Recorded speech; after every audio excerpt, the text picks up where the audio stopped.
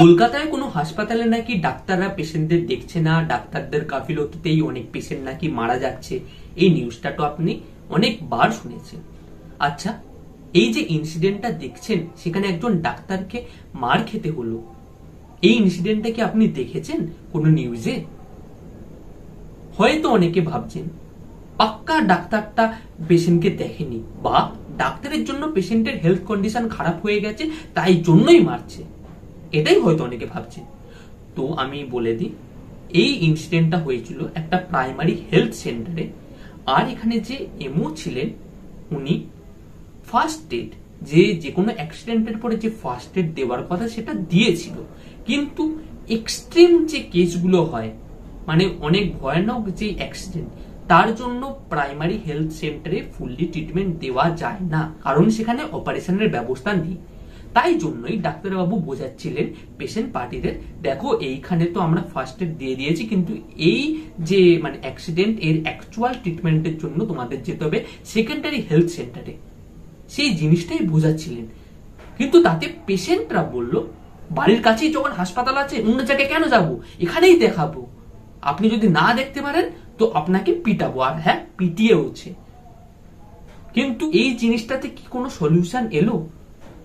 আমাদের chief minister খুব easily বলে দিচ্ছে ডাক্তারদের জন্য পেশেন্টদের হালাত খারাপ হয়ে যাচ্ছে, কিন্তু উনি কি একবারও দেখছে প্রাইমারি সেন্টারে যে কোনো পেশেন্টরা ডাক্তারদের উপরে এত চড়াও করে, তার জন্য কি কোনো স্টেপ নেওয়া হয়েছে? আমিও ব্লগ বানিয়েছিলাম আমডাঙ্গা হাসপাতালে, গ্রামীণ হাসপাতালে। সেখানের এক্সপিরিয়েন্সও আমার কিন্তু খুব ভালো ছিল না।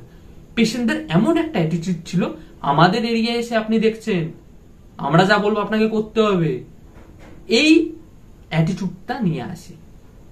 একজন এমওকে ওভার ওয়ার্ক করতে হয় যে কোনো প্রাইমারি হেলথ সেন্টারে। কেন জানেন? 4 বছর ধরে এমও রিক্রুটমেন্ট হচ্ছে না, তাই জন্যই যে কোনো মেডিকেল অফিসারকে ওভার ওয়ার্ক করতে হয়। তারপরেও পেশেন্টদের হেল্প করার পরেও এই বিহেভিয়ার। তো আপনাদেরকে বলছি, আপনারা চোখ খুলুন, কোশ্চেন করুন গভর্নমেন্টকে। ডাক্তাররা নিজেদের কাজ করছে।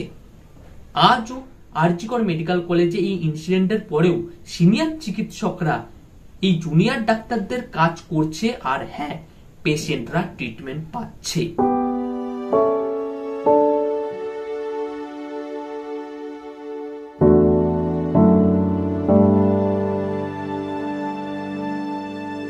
আপনাদের বারবার করে রিকোয়েস্ট করছি, আপনারা প্লিজ ডাক্তারদের মুভমেন্টের সাথে থাকুন। এই ভিডিওটা স্প্রেড করুন যত পারুন, কারণ আমি চাই পাবলিকরা জানুক অ্যাকচুয়াল প্রবলেমটা। কারণ অ্যাকচুয়াল প্রবলেমটা শুধুমাত্র ডাক্তারদের হাতে নেই, তার থেকে উপরে যে প্রশাসন, তাদেরকে কিছু স্টেপ নিতে হবে। শুধুমাত্র এর ওর নামে দোষ দিলে হবে না।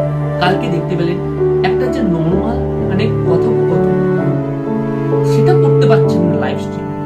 যখন ডাক্তাররা বলছে অ্যাটলিস্ট যদি নাও হয় আমাদের ভিডিও করার অনুমতি দিন, উনি বলছে না না না, আমাদের লোকরা তো ভিডিও করবেই, 2 দিন পরে তো আমি ভিডিও দিয়েই দেব। আর যদি এডিট করে দেয়, ওনাদের নিজেদের মানে মতো করে জিনিসটাকে যদি সাজিয়ে দেয়, তাহলে কমন পাবলিকরা কি ভাববে?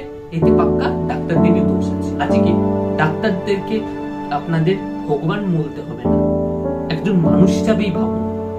আর এই যে ইনসিডেন্টটা হয়েছে, একটা মানুষের সাথেই হয়েছে, আর তারই লড়াই চলছে। এখনো পর্যন্ত আপনারা যারা ভাবছেন ডাক্তাররা মজা মারছে বা ওই প্রতিবাদে যারা করছে পাক্কা কোনো পলিটিক্যাল নেতার ছেলে যারা চেয়ার চাইছে, একদম ভুল। তো এই ভিডিওটা এত অবধি, দেখা হবে পরের ভিডিওটা।